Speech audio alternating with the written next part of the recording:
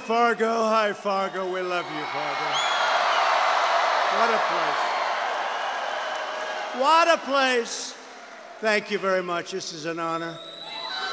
You know, I wish we could have had this stage back about 100 yards. You'd see how many people. This place is packed. This place is packed. The only thing more packed is outside, trying to get in. They're having a hard time. They can't get in. It's full. You know, we had the chance for a 24,000-seat arena, and we should have taken it.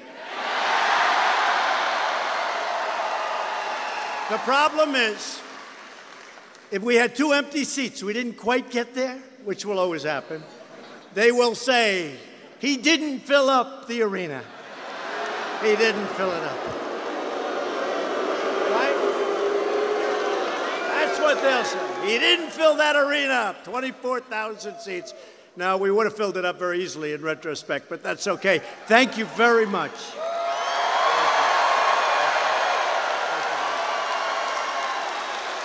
I am thrilled to be here in the great state of North Dakota with so many hardworking American patriots, right? And I want to congratulate, right? We want to do this. You know what I'm going to say? I want to congratulate the North Dakota State Bison.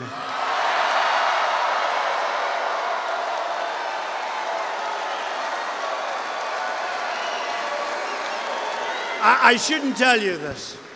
I shouldn't tell you this, but when I was coming out, they were talking about bison. I said, I thought it was an S. They said it is, but it's pronounced bison, so we didn't want to get that wrong, right? But that is some great national championship team. That's a great group of winners. The winners.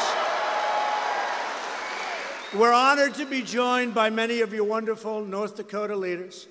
Your governor and a great guy, Doug Burgum, and his wife, First Lady of North Dakota, Catherine Burgum. Where are you, Governor?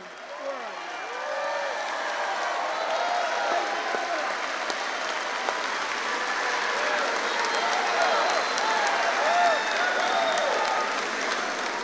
you? Thank you, Governor. Your former governor, Ed Schaefer. Ed. Nice guy. A friend of mine who employs a lot of people, a very successful guy. He puts a straw in the ground and oil comes out. These big companies, they go out, they spend billions looking for oil. They don't find anything. Harold Hamm. Where's Harold? Where is Harold?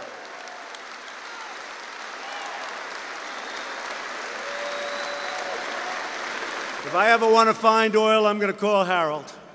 Here's a straw, Harold.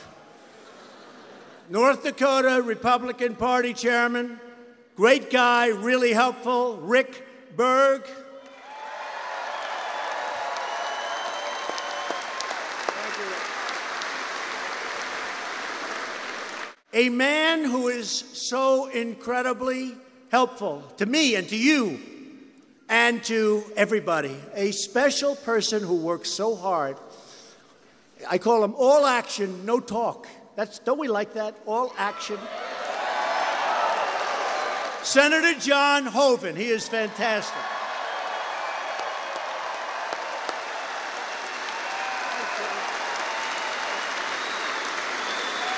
And I also want to thank Kelly Armstrong, who's running for Congress. He's going to win. And Kelly, thank you very much. Thank you. Good guy.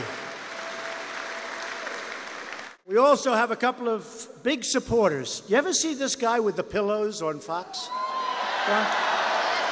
My pillow guy, Mike Lindell. Where is Mike?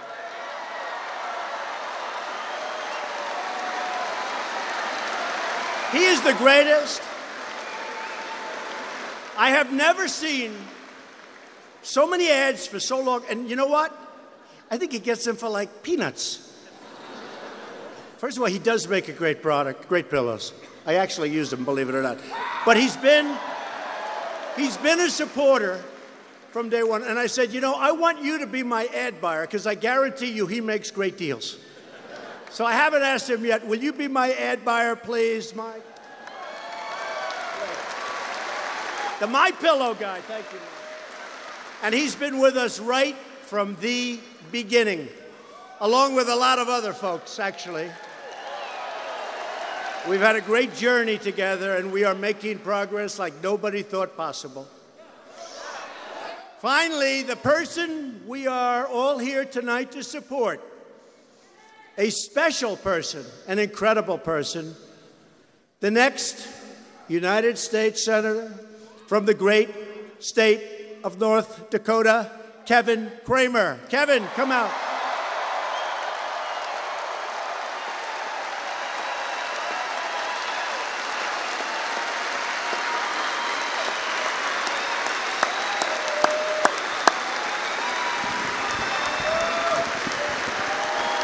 Good guy.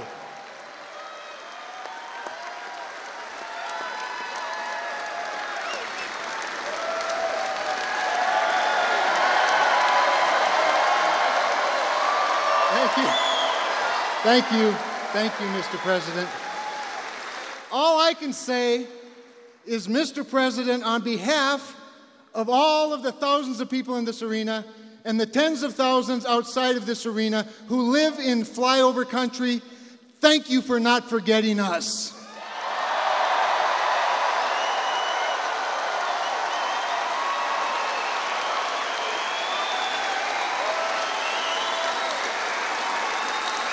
And for all the farmers and the manufacturers and the families and the energy workers, thank you for rolling back all of those regulations so they can not only keep their job, but create more jobs.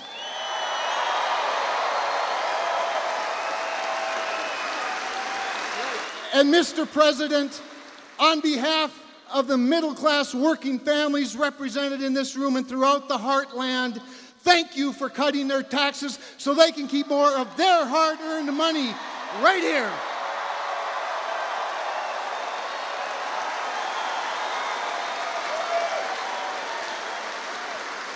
And Mr. President, on behalf of the most vulnerable, forgotten people, the unborn babies, thank you for standing for life. Thank you.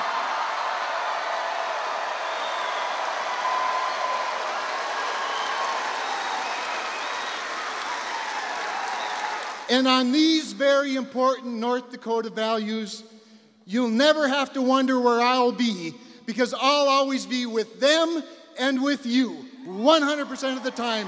Thank you. God bless you. Welcome to North Dakota.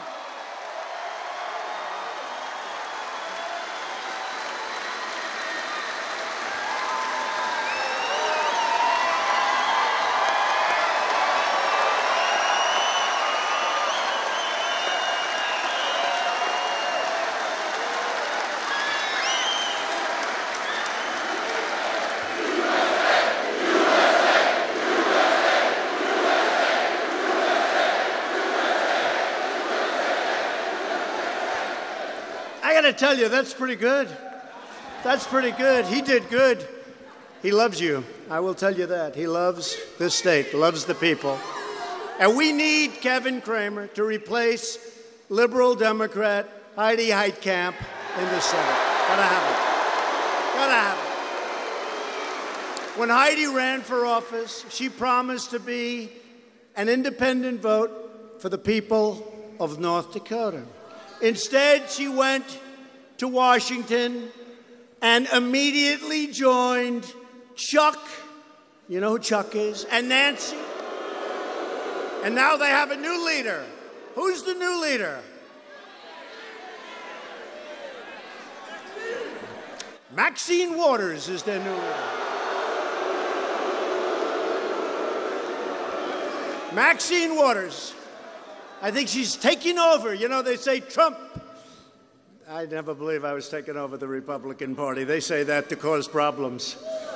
But Maxine Waters is taking over the Democrat Party, so. Heidi voted no on the Obamacare repeal. And by the way, it was done. it was done. Unfortunately, she wouldn't vote. And another person didn't vote.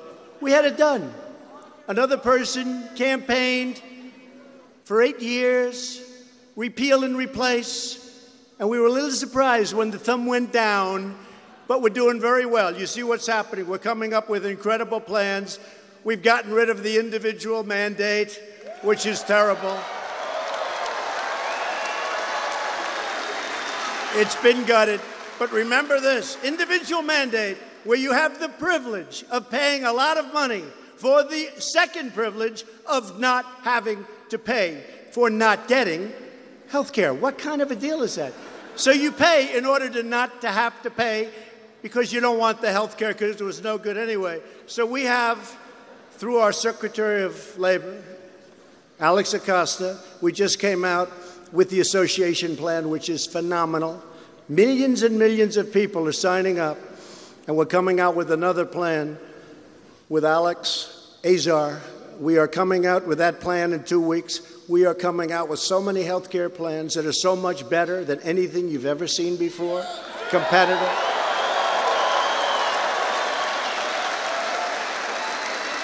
And Obamacare is essentially dead.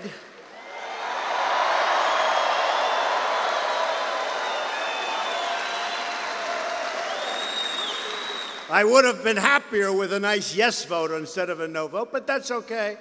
We're doing great. And probably we wouldn't have come up with these 2 other plans, and it's actually 3 now other plans, if we didn't. You know, sometimes you work under pressure and you do better, right? I think most of the people in this room, under pressure, you end up doing better. There are those people. We want to know those people. Heidi voted no on our massive tax cuts for North Dakota families. She voted no. Not one Democrat voted to cut your taxes. And the other day, Nancy Pelosi said, we have to raise your taxes. What's that all about? She wants to raise your taxes. Heidi voted no on legislation to stop late-term abortions. Heidi voted in favor of the deadly, very, very dangerous, horrible sanctuary cities. You need a senator who doesn't just talk like they're from North Dakota, but votes like they're from North Dakota. That's what you need, and that is Kevin Cramer.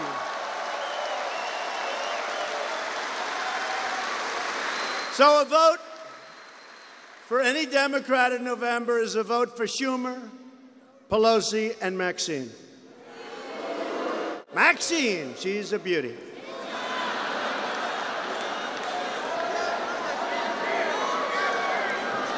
I mean, she practically was telling people the other day to assault. Can you imagine if I said the thing she said? We demand that he immediately drop out of the race. Can you imagine, seriously, if I said that or somebody else said that? Horrible what she said. Now they want to censure her. Let's see where that goes, folks. Her own party was talking about censure. Let's see where that goes. Heidi was also against us from the very beginning of the travel ban, a common sense policy to improve our vetting and our national security. And I'm proud to report that just yesterday, the Supreme Court upheld the travel ban and our authority to keep America safe.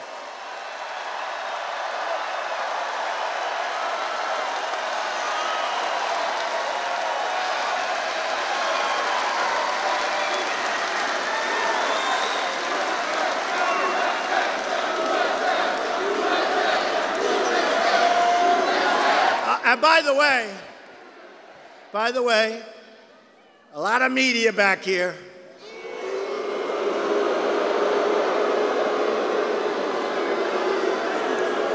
If crooked Hillary would have won this election, and if she came here, which is about a 0% chance after the election, she'd have 200 people in a conference room in a small hotel. You know the saddest thing? we're making them rich. They never had ratings like this.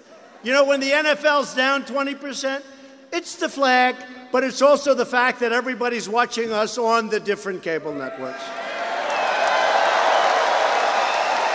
Because frankly, they find this more exciting than the NFL and a hell of a lot more dangerous, right?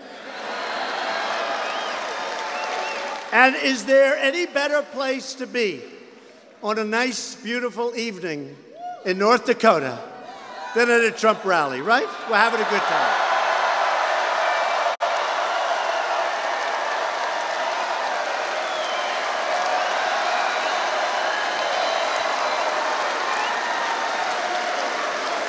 And I wish those cameras would circle the room to see how many thousands of people are here. Because, you know, on the screen I looked, and all you see are those few beautiful, wonderful people. I don't know who the hell you got a nice group over there. I know you have Mike and some others. They're going to be so famous. But you see, like, that little group. That's all you see on camera. Would you please circle the room for the few honest? Please circle.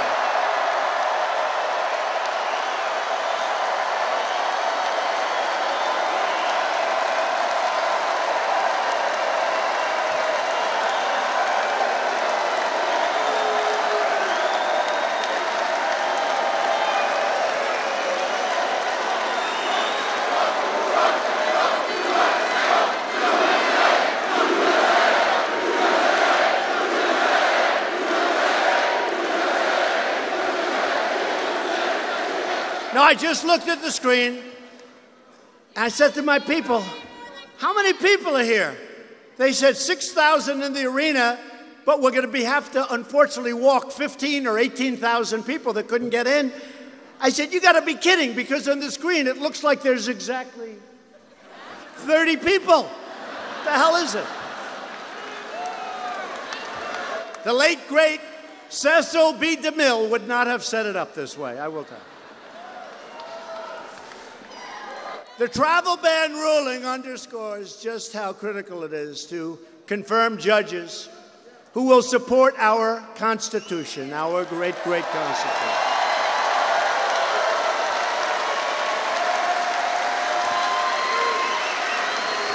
Justice Anthony Kennedy, a very special guy also, just announced a little while ago his retirement from the United States Supreme Court.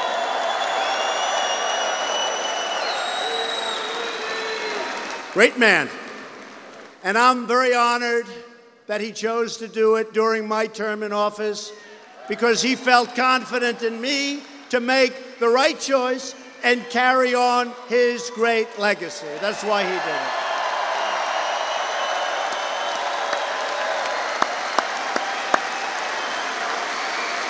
And I'd like to take a moment to show our great appreciation for Justice Kennedy's lifetime of distinguished service. Terrific man. Service to our nation and to the cause of liberty. We were thrilled to appoint one of Kennedy's former clerks to the Supreme Court. Did you ever hear of Justice Neil Gorsuch?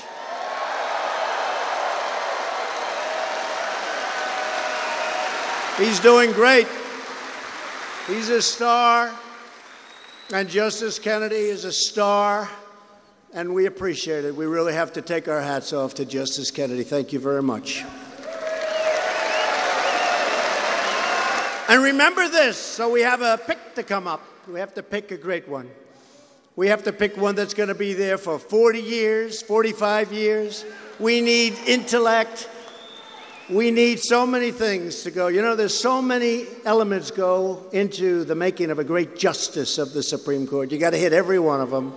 Heidi will vote no to any pick we make for the Supreme Court. She will be told to do so. Now, maybe because of this, she'll be forced to vote yes. Who knows? But I will tell you, she'll vote no the day after the election on everything. Justice Kennedy's retirement makes the issue of Senate control one of the vital issues of our time.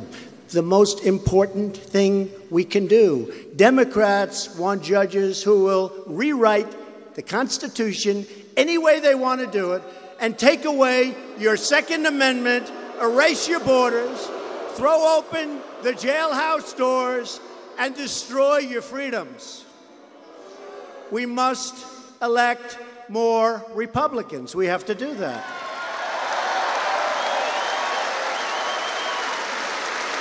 And the problem is, in the Senate, we have 51. We don't have enough. We lose one. If somebody gets a bad cold, let's assume they come in for a cold, but let's assume it's worse than that. It's a very tough situation. We need more Republicans, especially in the Senate. We have to hold the House and maybe even increase it, and I think we'll be able to do it. They keep talking about this blue wave. Their blue wave is really sputtering pretty badly. The red wave is happening. Just look what happened last night.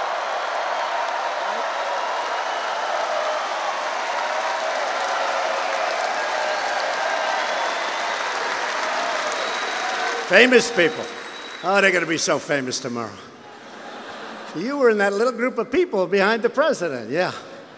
They're going to be famous people, those people. You have a better location, but they're going to be famous. Republicans want strong borders and no crime. Very simple, not complex.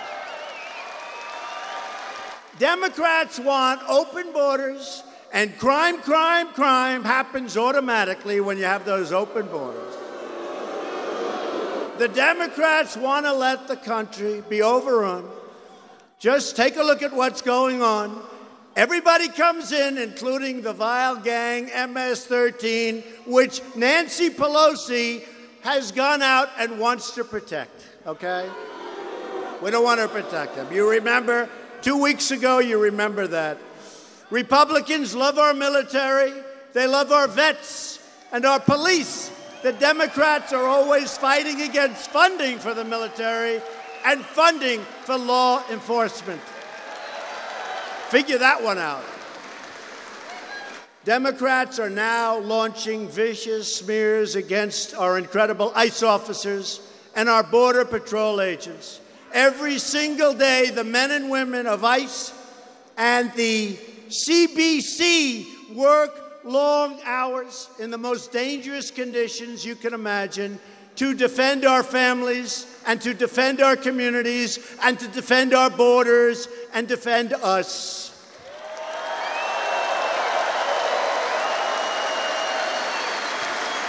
And I'll tell you what, far fewer people are coming through, as much as I complain, coming through our southern border.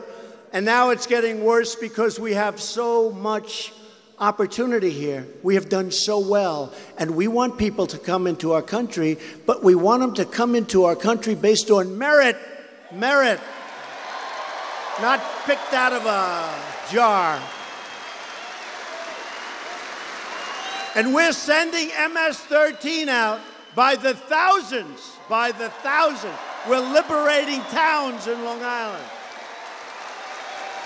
We are sending MS-13 out. You know, our ICE officers, they're tough.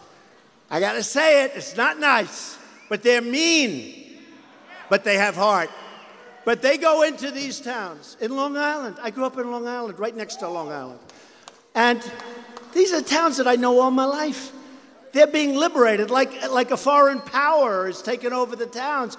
Our ICE goes in there, they grab them by the neck, they throw them in the paddy wagon, we get them the hell out of our country.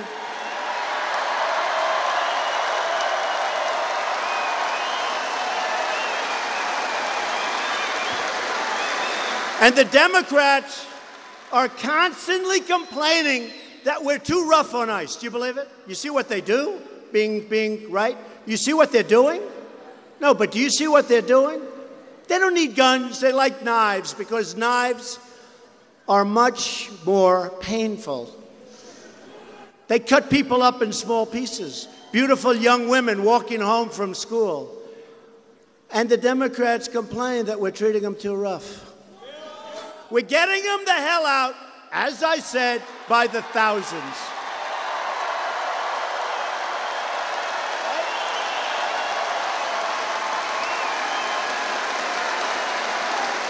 Just days ago, a brave border agent was shot multiple times while protecting our border.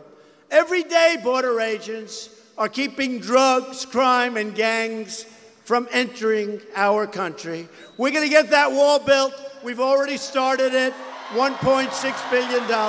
We're getting the wall built.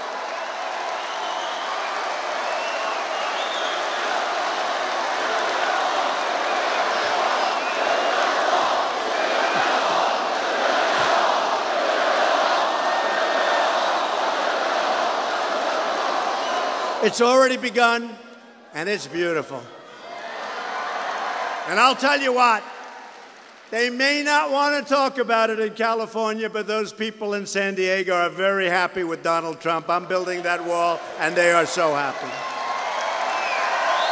They are so happy. In recent days, we've heard of shameless attacks on these courageous law enforcement officers. Extremist Democrat politicians have called for the complete elimination of ICE. We don't want ICE anymore. You know what would happen to parts of our country? It would be overrun with the worst criminal elements you have ever seen. Left-wing activists are trying to block ICE officers from doing their jobs and publicly posting their home addresses, putting these incredible people and their families in harm's way. These radical Democrat protesters, they really want anarchy, but the only response they will find from our government is very strong law and order. We will not tolerate attacks on our law enforcement. We will protect our law enforcement like they protect us. We will always stand proudly with our brave heroes of ICE, the Border Patrol, the sheriffs, the police, yes, the firemen. The firemen sometimes are under attack, if you can believe it. The firemen, these are great people, and we have their backs. Thanks to Republican leadership, America is winning again, and America is being respected again all over the world. We're respected again.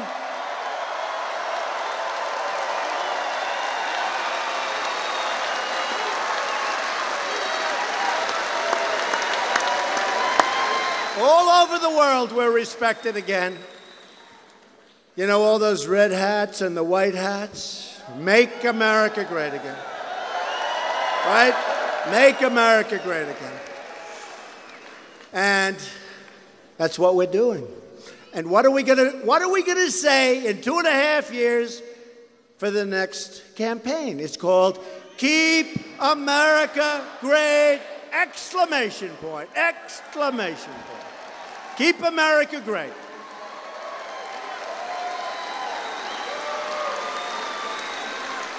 We've gained $7 trillion in value. Trillion with a T, trillion.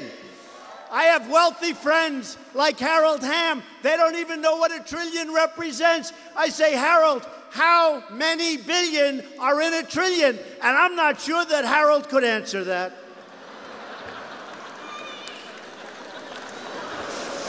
But I'll tell you what, we've gained tremendous worth, economic worth, and other worth, more important worth. We're respected again. We're putting America first. We're making great trade deals.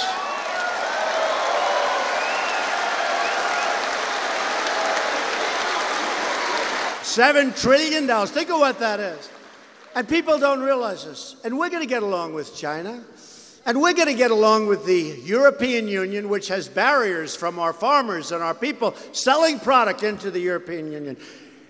Last year, with the European Union, and we love the European Union, we love the countries of the European Union, But the European Union, of course, was set up to take advantage of the United States, to attack our piggy bank, right? And you know what? We can't let that happen. Last year, with the European Union, we lost $151 billion on trade. We had a trade deficit of $151 billion because they send the Mercedes in, they send the BMWs in, they send their products in. We send things to them, they say, no, thank you, we don't take your product. That's not the way it works. And for all those free traders out there, that's not free trade, that's stupid trade. That's stupid trade. So I said to them, as the great Harold Hamm would say, because to him it's a natural thing. To some of the people in here it's a natural, because I know some of the people, they're great business people. I said to them very simply, look, if you treat us that way, and if you don't take down your barriers, they call them trade, you know what they call them? Non-monetary barriers. They're barriers. Just like charging a big tariff. They charge us many times tariff. If we send them a car, which they don't want, then they practically don't take. But on the assumption it got through, they charge us many, many times what we charge them. And I said, look, if you're not going to treat us fairly, if you're not going to treat our workers, our companies, our farmers fairly, if you're not going to take our farm product like we take your farm product, then we're going to tax all of those beautiful Mercedes-Benzes that are coming in, and we're going to tax BMWs that are coming in.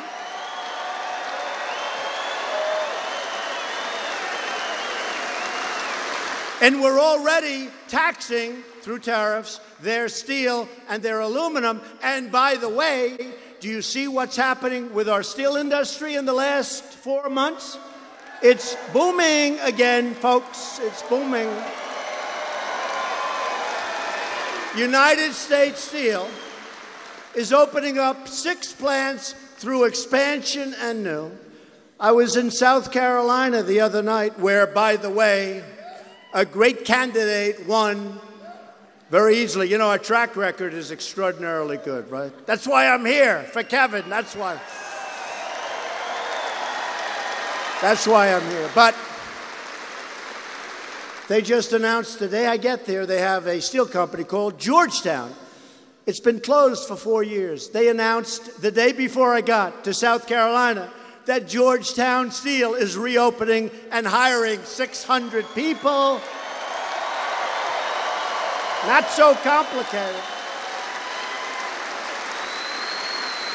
We put tariffs on solar panels because China was flooding the market and it wasn't good stuff. We had 32 plants, 2 were open and they were barely breathing. They were in mouth-to-mouth resuscitation. We put a 30% tax on solar panels coming into the United States. Now, those 2 plants are doing great, and they're talking about opening at least 10, 11, or 12, and they'll probably have them all open very soon, and they're going to make high-quality panels and a lot of jobs.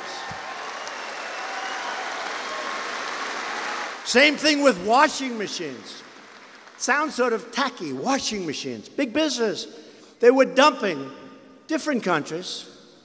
I don't even want to tell you this country because I actually like this country, but you know, sometimes our worst enemies are our so-called friends or allies, right? But they were dumping washing machines.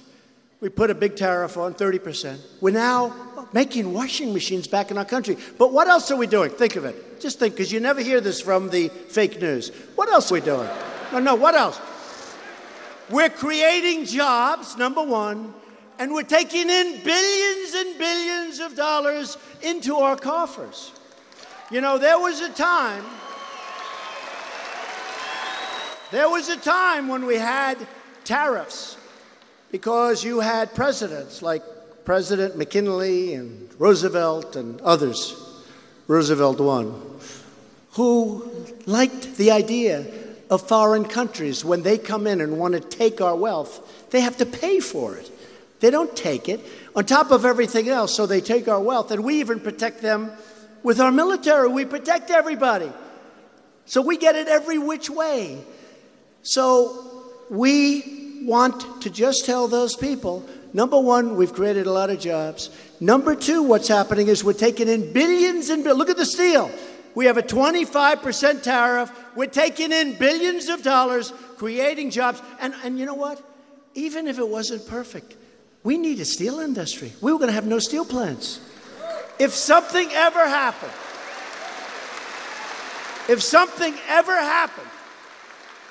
you know what I'm talking about, and we needed steel to make that something, we wouldn't be able to make steel. We need, there are some industries, steel and aluminum, we got to have it. So we have jobs, we have a vibrant industry. The head of United States Steel called me the other day, and he said, Mr. President, I'd like to thank you. I have never seen anything like it. We haven't opened up a new plant in 32 years, and now we're opening up 7 of them, 6 of them extensions. We're going to build a new one. And that's just one company. The Heritage Foundation reported that in just the first 500 days of our presidency, not my presidency, it's our presidency, let's face it, not my presidency. You're the one that did it. You're the one that did it. Although I've been a good student. I told John, and I told the whole group, we had a whole group of politicians before. And some of them have been congressmen like for 25, 30 years. And they're asking me questions about politics. I said, I've only been doing this for 2.5 years. Don't ask me a question like that. But we've been good students, haven't we, all together? Haven't we been good students? But the Heritage Foundation came out with a report, and this was as of 2 months ago. We've already implemented 64% of our top agenda items, and that's at a much faster pace than even Ronald Reagan. That's pretty good, right?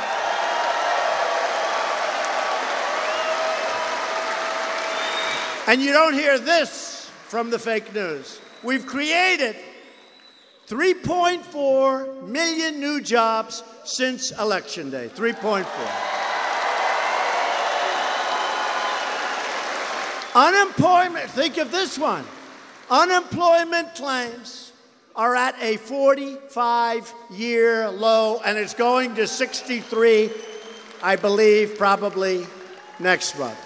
African American unemployment is at its lowest level in the history of our country.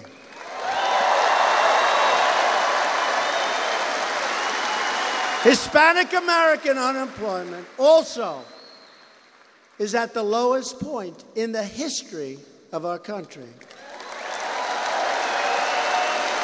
Unemployment among women.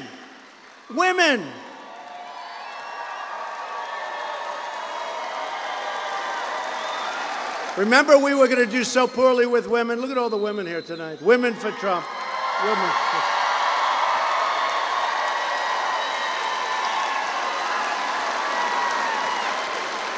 They never take those cameras off my face. Look at all the women. Remember, we were going to do so poorly with women. We did great with the women. I wouldn't be standing here. My wife told me, she said, you're going to do great with the women. It's hard to believe it, though, with the kind of press we get. Do you agree? But you know what? They are so smart. And when they hear those numbers, they're happy. And when you hear the numbers, I used to go into arenas, and I'd read the horrible statistics on crime and education and how badly people are being treated in the Hispanic communities, in African American communities. And you remember, I'd go in and say, you've been voting for Democrats for 100 years. You have these horrible, look at my friend right there.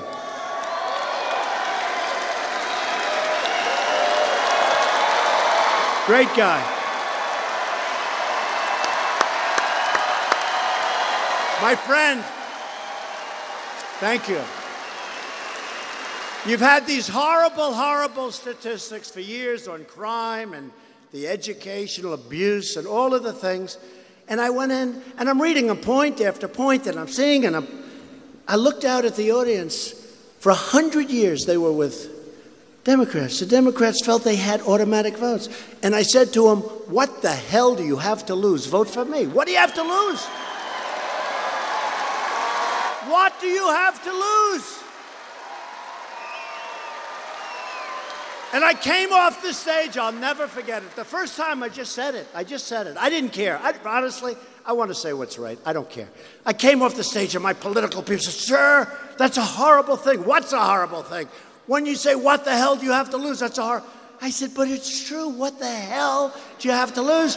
And now I just said, African American unemployment is at the lowest level in history. Very, very close. Thank you, man. Thank you. Thank you, man. Thank you very much. Thank you. So we keep going and we keep striving. And when it's all over, nobody's done the job that we've all done. Wages are rising. You know, for those of you that were with the campaign, which I think was probably about 130% of you, you would hear me talking about wages, where a person would have a job 21 years ago, 19 years ago from 2 years when we were doing the campaign, and they made more money 19 years ago, relatively speaking, by far, than they made 2 years ago, and actually 1 year ago. Their wages were going along, and they had one job, and now they'd have 2 and 3 jobs. They'd be working much harder and making much less money. And now, for the first time in 22 years, wages are rising again.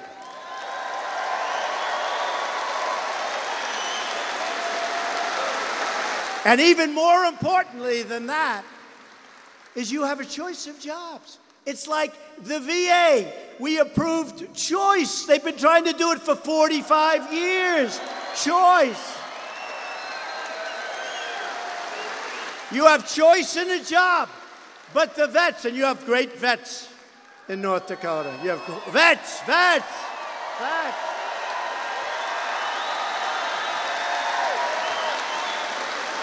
So, remember I used to say about the vets, and I wasn't a great student of the vets, but I'd read where the vets would be online for 13 days, 18 days, 3 weeks, 7 days, and they'd start off and they wouldn't be in bad shape. And sometimes it would take so long before seeing a doctor that they would be terminally ill, things that could have been taken care of. And I said, without knowing anything, I thought it was the most brilliant policy I've ever heard. I said, why don't they just go to a doctor, local, that's looking for the business? That would be a very good doctor. We'll specify certain great doctors. Go to a doctor, be taken care of, and we will pay the bill, and it will be much less expensive, and you'll be all set, right? Right?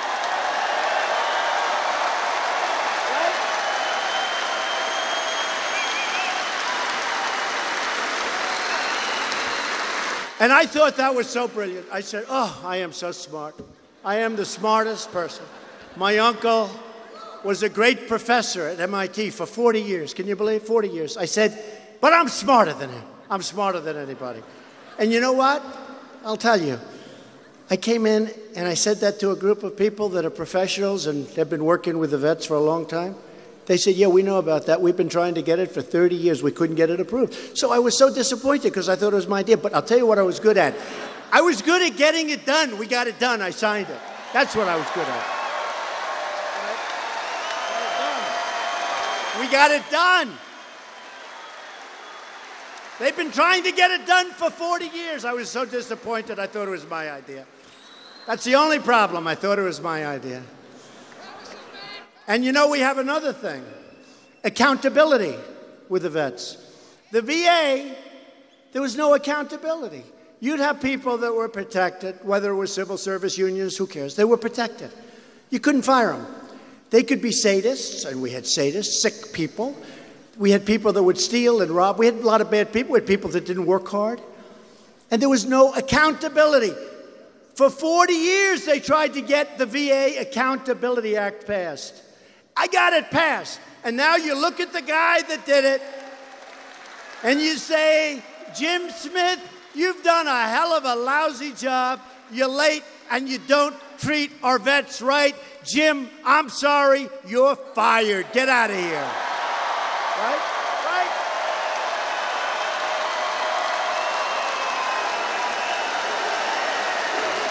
Say you're fired.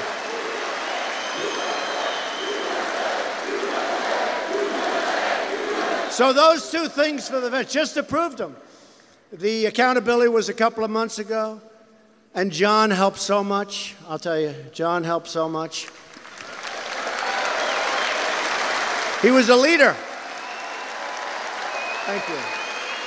He was the leader on both. And everybody said you couldn't get accountability done. I said, why? Too much power, too many unions, too many people that just don't want it done. You had people in Arizona that robbed $300,000, and they agreed, everybody agreed, they robbed the money. They couldn't fire the people. So now you have accountability is done. And I think even more important, I'm not sure, but even more important, VA choice. So now you go see a doctor when you have to wait online, okay?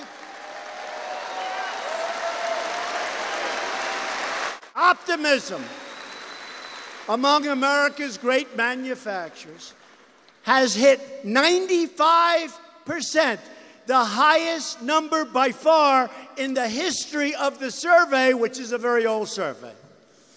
We have eliminated record numbers of job-killing regulations.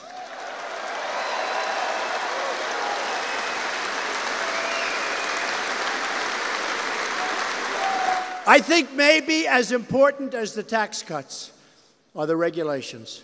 Our country was choking. And let me tell you, if our opponent, our wonderful opponent, when is she going to get over it?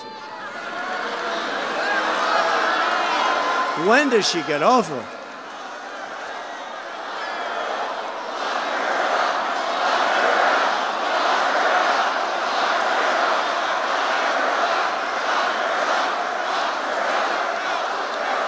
Ay, when do they get over it? But, you know, it is pretty amazing. Point after point. Guilty, guilty, guilty, guilty. Oh, she's okay. And then they go after us for a Russian hoax. It's a witch hunt hoax. Isn't it incredible when you talk about a double standard? When you talk about a double standard, and nobody even looks at her. Nobody even looks. I don't think, unless we're going to be surprised someday. We'll see how that works out. But I'll tell you what's happened is somewhat of a miracle, because we weren't expected to win, but every time I'd go out, we'd have crowds like this. We went to Michigan. We went to Wisconsin. We went to places that haven't been done. I think Wisconsin was 1952, Dwight Eisenhower, and we won Wisconsin.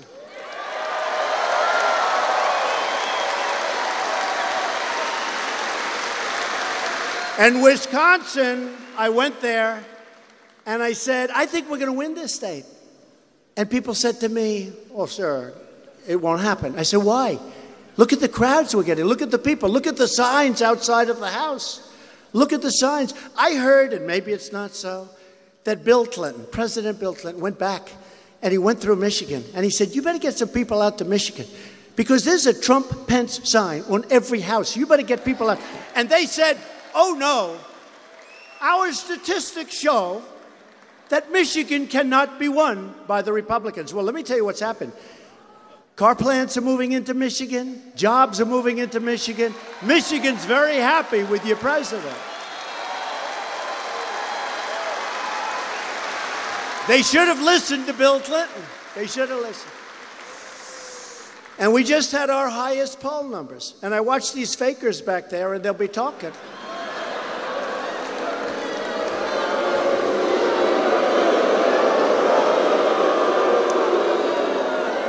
Well, you saw the polls that come out. I don't know if this is true. You know, a year and a half ago, they said I was an interloper. How bad is that? An interloper.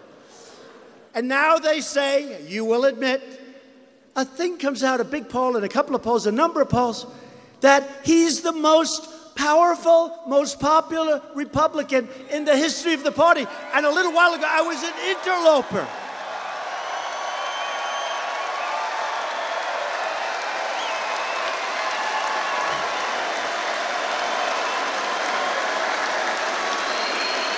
They came out more popular than a man I like, Ronald Reagan. But think of it. You go from interloper, that's a horrible term, right? I was just doing my thing. I'm not an interloper. But we have tremendous, look at the people. We endorsed Dan Donovan. He was behind. We endorsed him. He won by like 24 points or something last night in Staten Island, New York, and New York generally. Dan Donovan, congressman. Last night, we had a great evening because we watched that television and we were winning left and right. They didn't know what the hell happened. And one of my biggest critics, a slovenly man named Joe Crowley, got his ass kicked.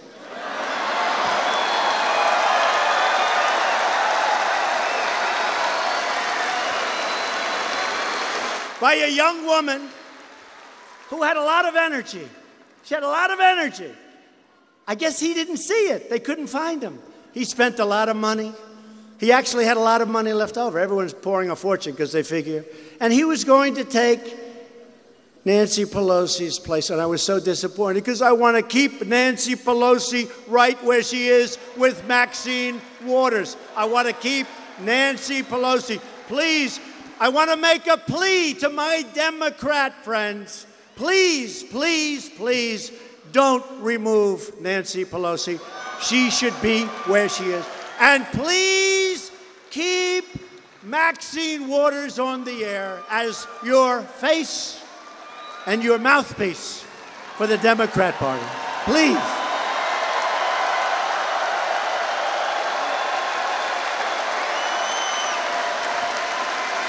Maxine and Nancy. So I was disappointed in a way when he got beaten because he was going to take her place, I think. Now he's just looking at us and saying, darling, what happened? Politics is a mean game, isn't it? It's a fleeting game. 6 months ago, Republicans passed the biggest tax cuts and reform in American history. Our plan doubled the child tax credit. Thank you to Ivanka Trump. She wanted that so badly. She really got to be a pest. Dad, you've got to get child tax credit. I said, darling, nobody knows what it is. She said, the women know, Dad. The women know.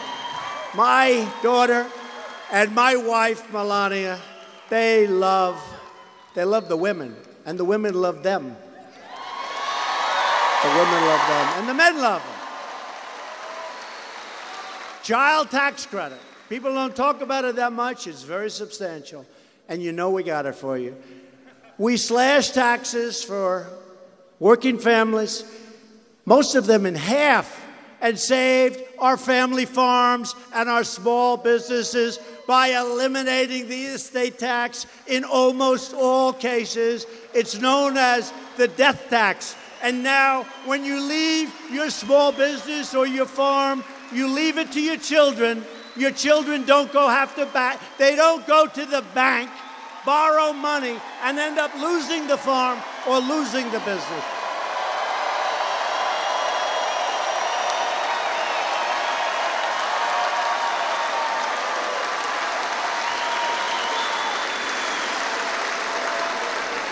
And Kevin and John and the whole group, they helped us a lot. And guess what? Heidi voted against it, okay? She voted against it. Heidi voted against it. And she's always going to vote against. And by the way, she may give us a couple of quickie votes, before the election. She might, because she has no choice. But the day after that election, she's voting party line, 100%.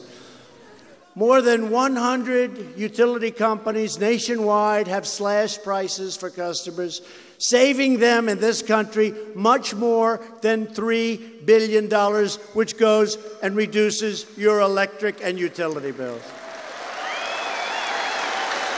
Heidi and every single Democrat voted against our tax cuts. We're also fixing the disastrous trade deals that have plundered our wealth, gutted our communities, undermined our great farmers, taken our jobs. We are going to make trade fair and reciprocal. Reciprocal, you know what that is? They do it to us. We do it to them.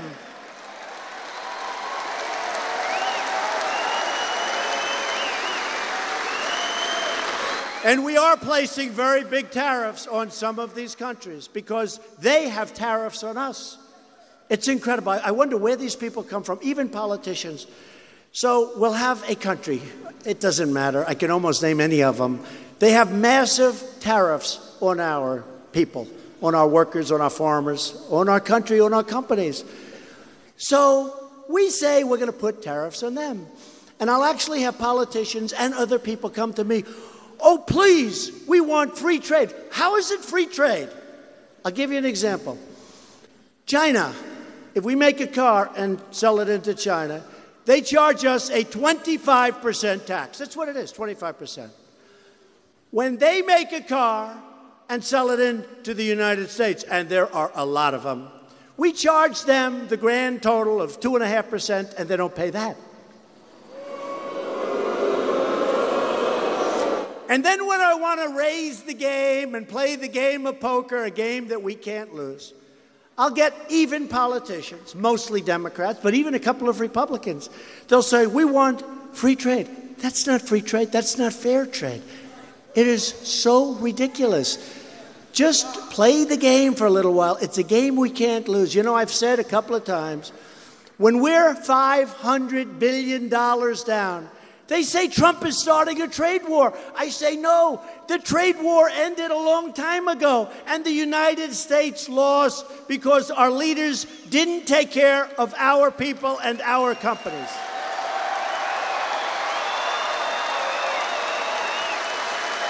So we're not starting a trade war, but we'll finish it. And you know what, in the end? You know what's going to happen? And it's already happening. Already happening. They're going to come to us, and they're going to say, hey, let's work it out. And we're going to work it out. It's very simple.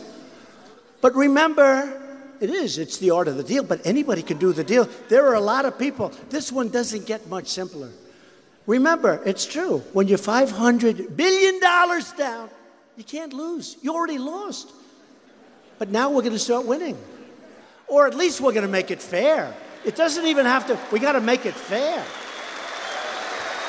And the fact is, we've had presidents and we've had leaders that worked for those presidents, negotiators, trade reps, who were missing in action. They weren't doing their job. You know, I was dealt a lot of bad hands. I was given North Korea, where, frankly, we were very close to going to war. You could have lost 30 million people, 50 million people. Seoul is 30 miles off the border. They have what they call cannons, like howitzers. They have cannons. Thousands of them pointed.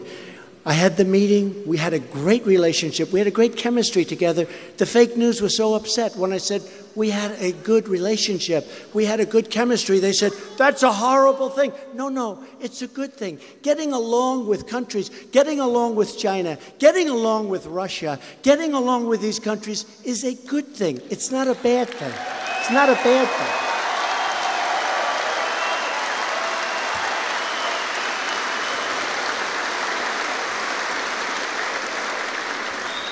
And so we have things cooking now. You're going to be so happy. But when people rush it, you know, it's like rushing the turkey out of the stove. It's not going to be as good. The women can tell me, and some of the men. See, today I have to be politically correct. See, in the old days, I would have never, I just would have said, oh, I don't want it. It's too hokey. But it's true. Some of the men can tell me to. Right? Some of the men. But here's what we do. The more they rush, the worse it's going to be. The longer we take, the better. Your farmers, your people are going to be great. You know, John, I'll tell you, John and Kevin gave me something. They just told me this. Canadian wheat markets consistently discriminate against the United States wheat by grading it as feed. Do you know what that means? They know what it means. I don't know what the hell it means. I just know it's a bad deal. What the hell does that mean? Yeah.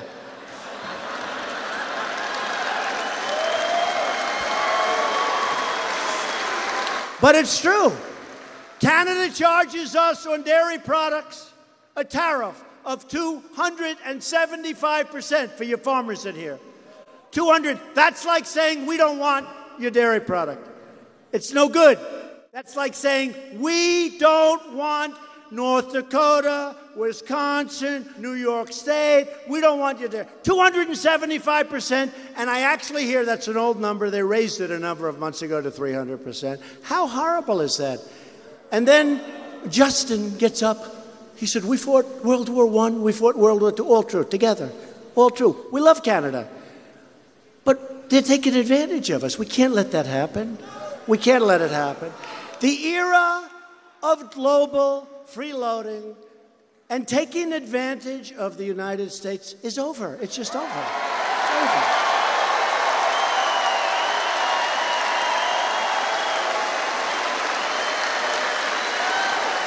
We're also restoring American security by rebuilding our military. We've secured a historic $700 billion. Just got it approved. $700 billion.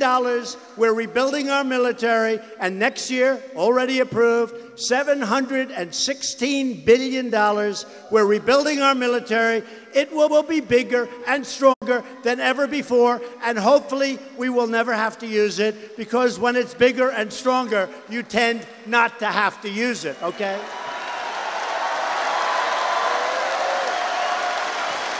And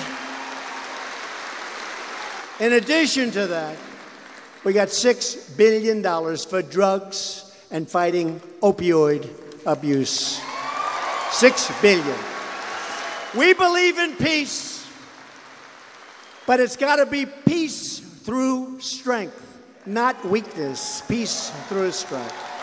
And I've directed the Pentagon to begin the process of creating a sixth branch of the United States Armed Forces called the Space Force. The Space Force. Space Force. Because space is the new frontier, and I'm not just talking about going up to the moon and going to Mars, and I want the rich guys. You know, we have rich guys, they love these rockets. I said, lease them the land, charge them a lot. They just want to send rockets. But I look at it with Bezos, with Elon Musk. They all love rockets. I said, that's okay. Let's do it. Let them send a rocket up to Mars. Let's be the first. I hope they go fast. Let's help them. Let's make it really good for them. And if they do it, we're going to claim it on behalf of the United States, okay? We'll give them no credit. Let them spend the money. I think it's great. But I have a lot of military guys, and space from a military standpoint is really the new frontier. So we're going to have a Space Force. Every day we are keeping our promises. But to keep this momentum going, we need Kevin Cramer in the Senate. All of us tonight are united by the same tireless values. We have pride in our history, respect for our great, beautiful, wonderful American flag, right?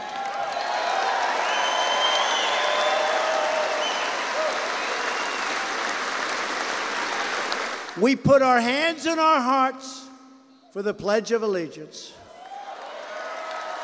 And we proudly stand for our national anthem. Right? Proudly stand.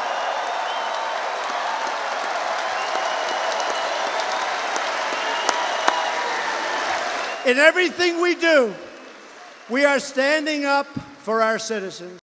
We are standing up for America. And we are standing up for North Dakota. Thank you. The forgotten men and women of our country are forgotten no more. No more. They don't know where they all came from. And by the way, our people, they call it the base. They used to say it's 35. Then they said it's 40. Then they said it's 42. Then they have these polls going, we're driving them crazy. Now they say it's over 50%. And then they said, some great people, they said anytime Trump gets a poll, add 12 to it.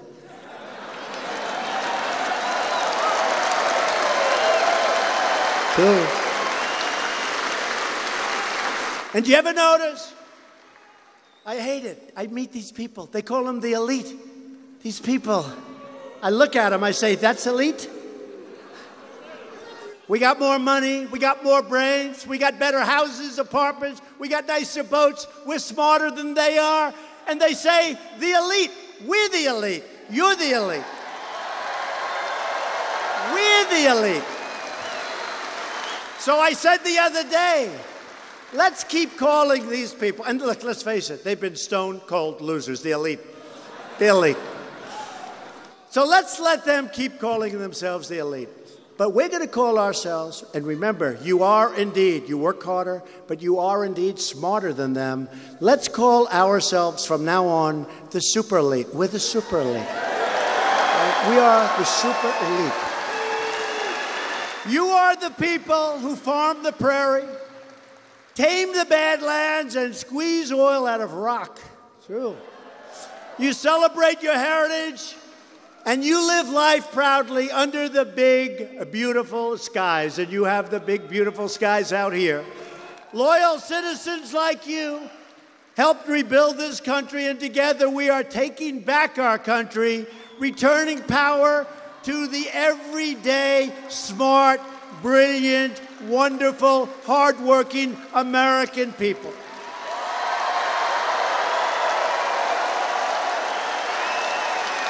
We are standing on the shoulders of the American patriots who settled the frontier, scaled the Rockies, and won the American West. These are great, incredible, strong, tough people. This state was forged by pioneer men and women who braved the cold and tamed the wilderness to build a home on the plains and a life for their families, and it's been an incredible life. These North Dakota pioneers were tough as hell, and they were strong, and they were smart. And they all had one thing in common. They loved their families, they loved their countries, and they loved their God.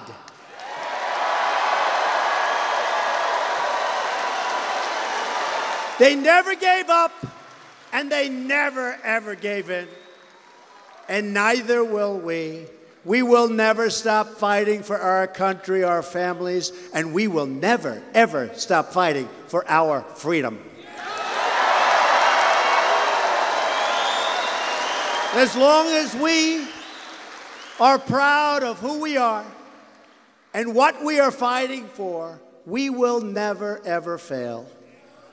With your help, with your voice, with your vote, we will win, win, win.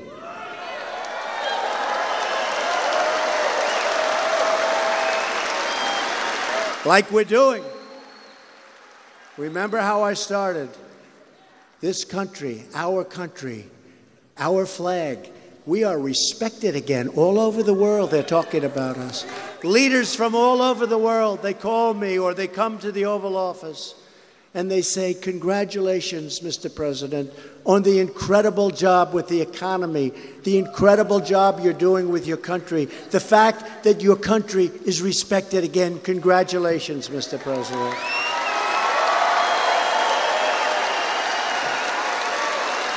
Because we are Americans, and our hearts bleed red, white, and blue. We are one people, one family, and one glorious nation under God. And together, we will make America wealthy again. We will and are making America strong again. We will make America safe again. Look at our military. We will make our great, great America stronger and more powerful than ever before.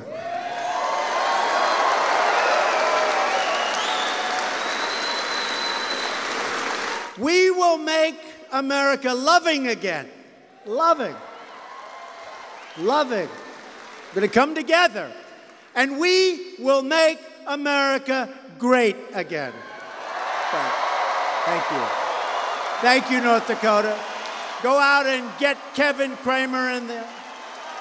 Thank you, Kevin. Thank you, everybody. Thank you, North Dakota.